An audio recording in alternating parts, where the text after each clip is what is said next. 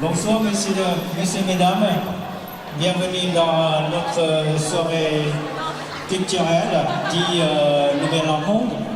Tout d'abord, en tant que président de l'association, je remercie beaucoup aux membres de l'association d'avoir une énorme volonté pour préparer cette soirée, sachant qu'une soirée pareille, on demande beaucoup de souffrir pour réussir. Malgré tous nos efforts, il manque, on n'est pas tout à fait à votre pensée, à votre souhait, mais nous vous demandons de nous excuser. On est qu'au 16 janvier 2016, c'est-à-dire que l'année 2016, je vous souhaite une très bonne année, pleine de bonheur. Hôm nay chắc là thầu cho người bên nhà tôi rất chỉ học tầm hỏng và sẽ được mất xe lệ tê đô cái tàu lửa nó là to cái lúc nó mà nó bên khẩu thì chia sẻ của thầu nó sẽ được trong tàu cái sẽ được quốc tế quốc tài chạy lên từ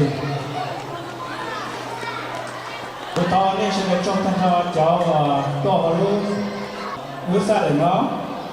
nên cháu tôi đến tôi dễ tua nhân dòng tiền này tôi còn phê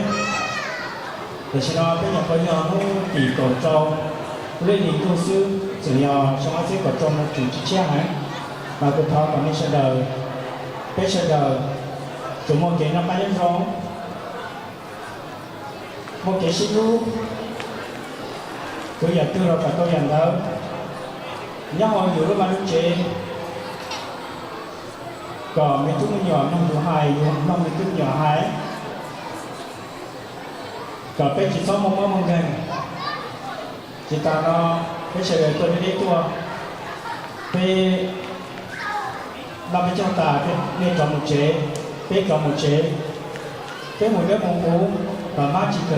má chỉ đùa tê nó chỉ đùa tới còn bây cháu đùa ở những lúc gần đó có thành công đó có thể tôi giống có bé cháu nếu gì tôi chỉ tao lúa là họ cả xong rồi tao lúa tôi vẫn những món lúa là họ cả nếu tao lúa cho chọn đi sử dụng đấy chọn này sử dụng cho mình nhà bị cái cho nó các con lúa chế cho đi nhà bị cái chờ các chúng nó thấy lúa là đểอยู่ในตรงนี้เป็นคนท้องไม่ใช่คนท้องว่าอย่างนั้นจะไม่ซื้อ